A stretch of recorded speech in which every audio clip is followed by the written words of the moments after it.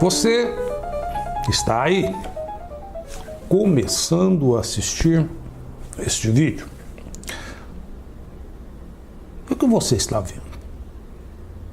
Eu? Mas será que você está vivendo mesmo? Claro que não. O que você tem à sua frente são pixels que formam a minha imagem. Você está vendo um desenho que me representa. Interessante isso, né? Você está vendo um vídeo e eu apareço nesse vídeo. E esse vídeo fala sobre ele. Puxa, o assunto do vídeo começa falando dele próprio. Isso é uma autorreferência. E autorreferências são importantes, interessantes e desafiadoras. Por exemplo, se o que você vê à sua frente não sou eu, então quem sou eu? Para te falar a verdade, nem eu sei. Responder tal fato demandaria uma autorreferência que está além da minha capacidade de cognição. E responder quem somos é importante e é um ato de autorreferência. Tente você. Responda tal questão. Quem é você? Mas por que neste vídeo que você está assistindo aí, que fala dele, estamos falando de tais coisas? É para dizer que você, eu, os outros, não sabemos exatamente quem somos. Mais ou menos sabemos o que não somos. Eu, por exemplo, sei que não sou o Tchãozinho, o meu cachorro. Eu não sou um cachorro. Nem a representação minha que você vê na imagem à sua frente é de um cão, é de uma pessoa. Além disso, outra coisa importante é que o assunto desse vídeo, que fala dele próprio em atos de autorreferência, fala também de racismo. Isso mesmo, racismo. Algo que em geral está relacionado à cor da nossa pele. Mas eu, decididamente, não sou a cor da minha pele. Essa cor é um atributo secundário, insignificante e de pouca categoria, que não diz quem sou. Essa cor somente faz parte da minha imagem. Opa! Presta atenção. Da minha imagem que você vê ou da minha imagem do eu? Puxa, minha imagem não sou eu. O eu que você vê no vídeo e o eu que sou eu. Olha, é pensando nessas coisas que a minha imagem não sou eu e eu não sou a imagem que você vê, é que vamos falar sobre racismo. Mas, olha, é claro que sobre tal tema muitos já falaram e continuam falando. É um tema importante, isso é importante. E é claro que o racismo é algo horroroso, abominável, altamente antiético, sob, eu diria, todos os pontos de vista. E essas coisas são repetidas de muitas formas, com toda frequência, por muitos, na esperança de convencer as pessoas.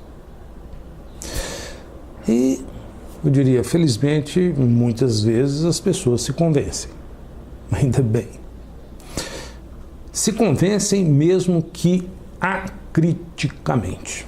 Ou seja, sem saber direito o porquê. Então, a seguir, neste vídeo que você está assistindo, que olha para si e fala de si e sabe que não é a sua cor, o nosso propósito é raciocinar logicamente sobre o racismo. Analisar o tema do ponto de vista da argumentação lógica e entender alguns porquês. Eu diria dar uma pequena contribuição para tentar sermos melhores, respeitar mais as pessoas. Observe que antigamente não era bem assim. Quando eu era criança, lá em Patrocínio, eu me lembro muito bem, cara. Em geral, as pessoas eram racistas acriticamente. Ou seja, eram racistas e não tinham consciência crítica de tal posição.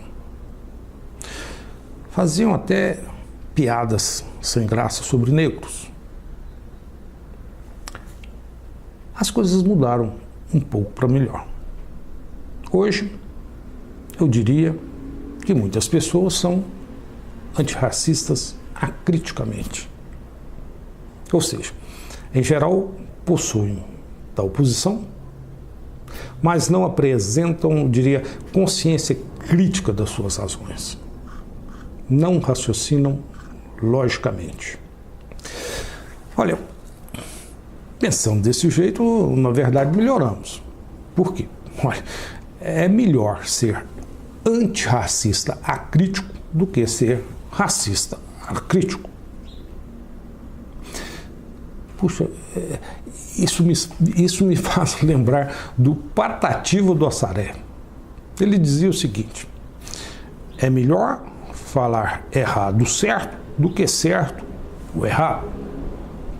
Ou seja, no contexto do assunto do nosso vídeo, que insiste em olhar para si,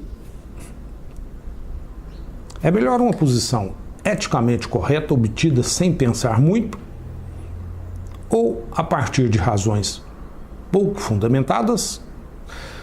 Ou seja, é melhor ser antirracista pensando de forma, digamos, pouco crítica do que ser racista com todas as argumentações críticas possíveis. Isso é, ter uma posição eticamente incorreta obtida pensando muito e a partir de razões que podem até parecer bem fundamentadas, mas que decididamente são argumentos falaciosos.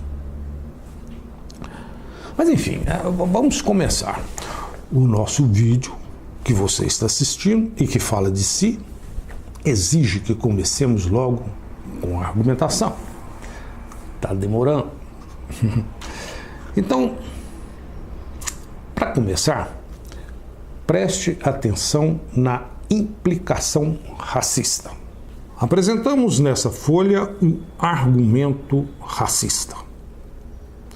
Ele, fundamentalmente, nos diz o seguinte: dado como premissa que certa raça A é inferior a uma raça B, daí podemos concluir que A serve B.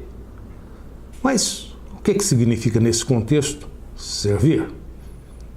significa dizer que é justo que se ponha qualquer membro de A a serviço de qualquer membro de B. É justo que qualquer membro de B discrimine, humilhe qualquer membro de A. Esse é o argumento racista. E a partir desse argumento racista, o indivíduo racista faz deduções racistas.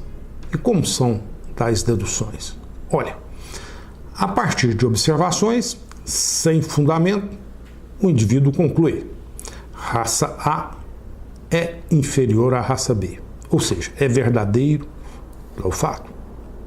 E se tal fato é verdadeiro, dado o argumento racista, conclui-se que A serve B.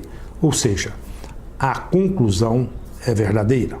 Nesse contexto de dedução racista, em geral, o antirracista questiona a veracidade da premissa.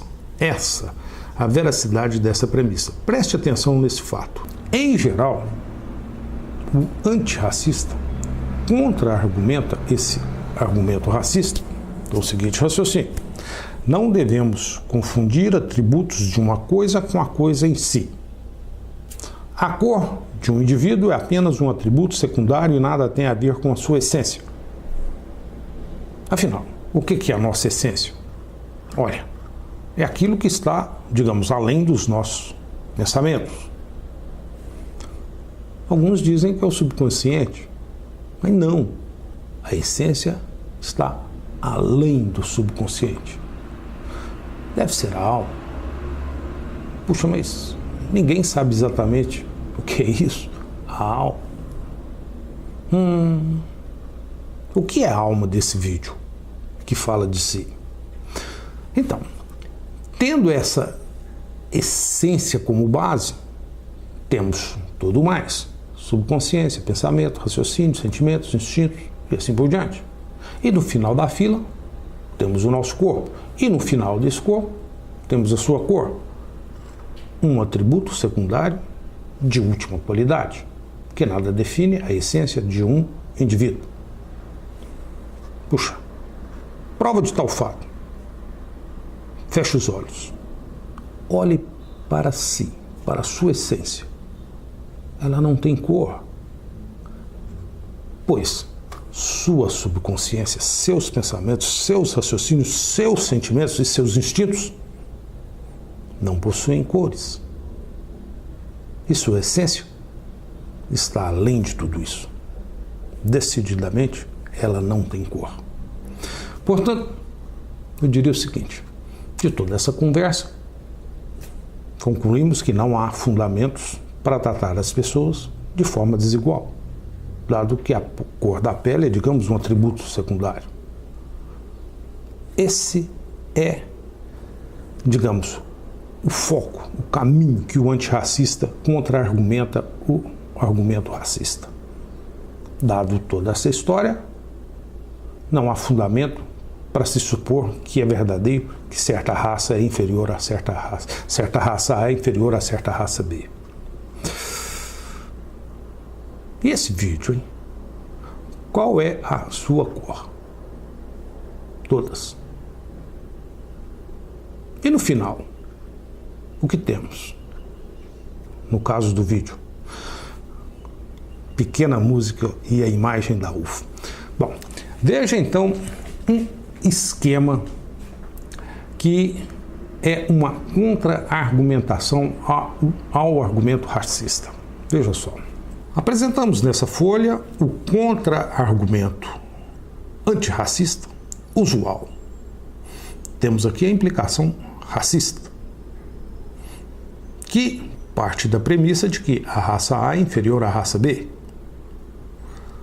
E a contra-argumentação usual tenta desqualificar esse fato, dizer que essa premissa é falsa, desqualificar essa relação, dizer que não há fundamento para dizer que raça A é inferior à raça B. Puxa, mas essa contra-argumentação não ataca a implicação racista. a implicação racista continua aqui, digamos, soberana.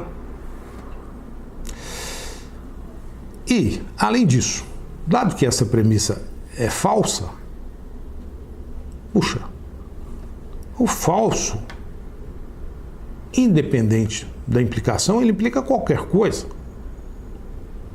E, se a premissa é falsa, não podemos concluir a falsidade da conclusão. Observe que essa contra-argumentação é fraca. Por quê? O que estamos querendo concluir é a falsidade dessa conclusão. Mas, dado que certa premissa é falsa, eu não posso concluir nada sobre a conclusão. Vimos, portanto, que esse tipo de contra-argumentação ao argumento racista é bem defeituosa. Fica tentando enfatizar que as pessoas são geneticamente equivalentes, logo não devem ser tratadas com discriminação, ou seja, grupo algum deve estar a serviço do outro, dada a sua cor da pele. Não há razão para tratar, digamos, de forma diferente os iguais. O problema desse tipo de contra-argumentação é que ela não questiona a implicação racista. Ela foca na premissa. E o argumento racista continua intocado. Não se deve contra-argumentar focando apenas na premissa do argumento. Por quê? Olha, dado que a premissa é falsa, nada se pode falar sobre as possíveis conclusões, mesmo de uma implicação que define um argumento forte. Olha, de tudo isso temos um resumo. O racista invoca uma diferença genética entre os indivíduos que depende da cor. Por outro lado, o antirracista invoca que a cor é apenas um atributo muito biologicamente, digamos, irrelevante. Mas, se pensamos dessa forma, o antirracista está considerando, sem perceber, que a implicação racista define um argumento forte. E ele, muitas vezes, não tem nem consciência desse fato. Ou seja, o argumento de cunho racista continua intocado. Veja uma outra contra-argumentação que destitui a implicação racista. Essa contra-argumentação ataca a implicação racista, mostrando que ela prega o desrespeito e, por isso, define um argumento fraco. Contra-argumentação antirracista. Aqui temos a implicação racista, o argumento racista, que parte da premissa de que raça A é inferior à raça B. Vamos focar nessa implicação e mostrar que ela é falsa e mostrar que esse argumento é muito fraco. Por quê? Como fazer isso? Por que ele é fraco?